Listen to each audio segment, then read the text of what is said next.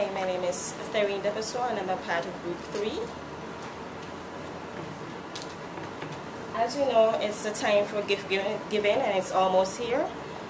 But imagine walking into your favorite convenience store and purchasing a toy. You glimpse at the maker and you realize it's made in China. But why not made in the US? But who cares? It's cheap, so why not buy it? You should care enough to ask, what is at stake here? Whose blood, sweat, tears were used in making the product? How does this affect family, your health, and your job? Most of us would not think twice, but it affects you. I was first introduced to this when I took the Society and Development class, my first semester in John Jay. And I was shocked at the documentary on Walmart, which is on the high cost of a low price, created by Robert Greenwald of Brave New Films. Now, it is important to note that both China and US is affected in one way or another by outsourcing.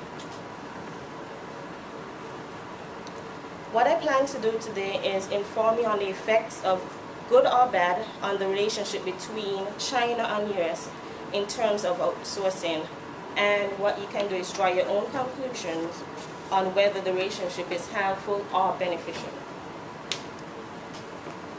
First, let's look at the cons of outsourcing to China.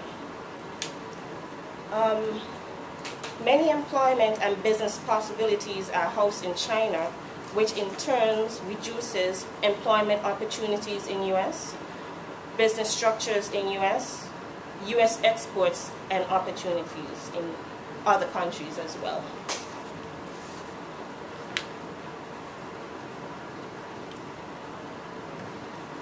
Chinese factory workers are indirectly paid by US companies, causing reduction in money flow in the US, lower circulation of monies in the US financial institutions, which means that as a result, less working class salaries means less business for us here in the US.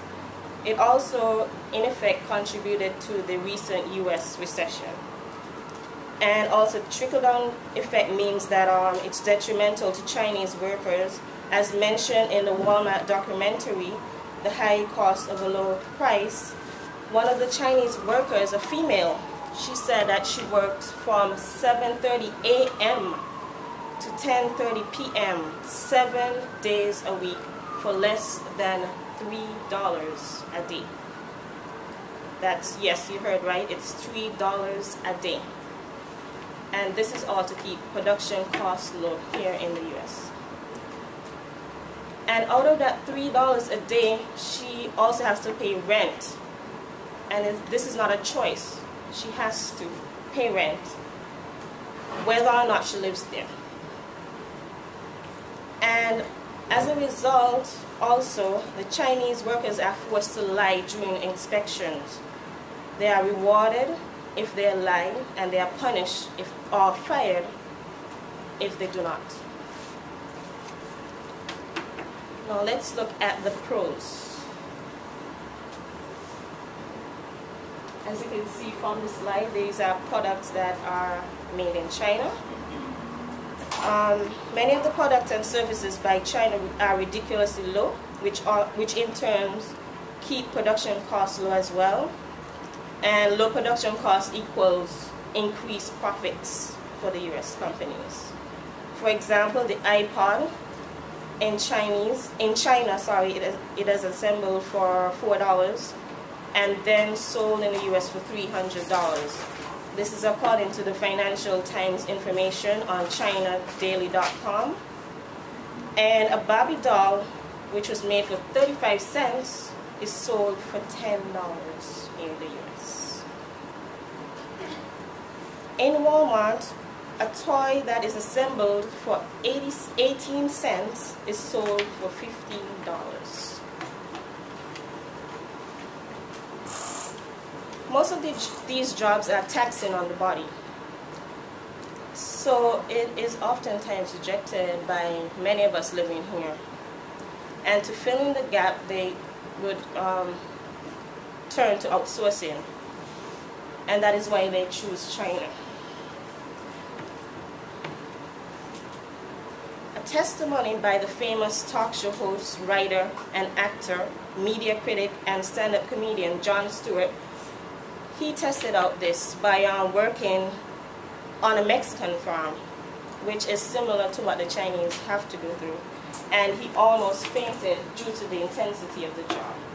It shows you how intense these jobs are.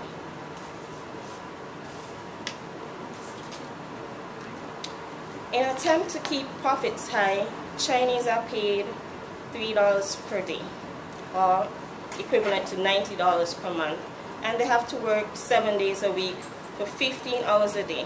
And this was stated in the Walmart documentary, 2011. Other beneficial factors are less pollution in the U.S. Because these factories are housed outside of the U.S., it means that we have less pollution here, and it's more exports for China.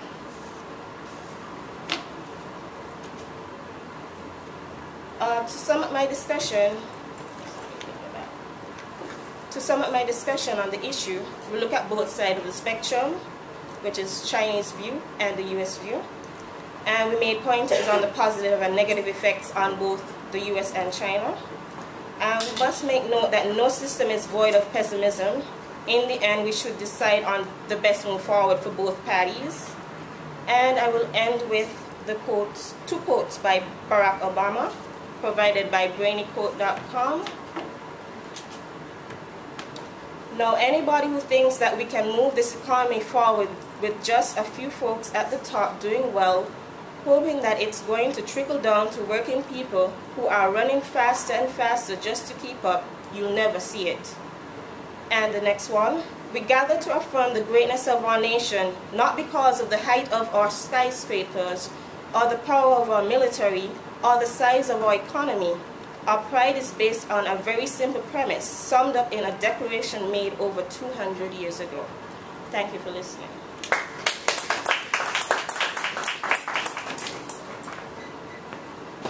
Okay, it was a little long, 7 minutes.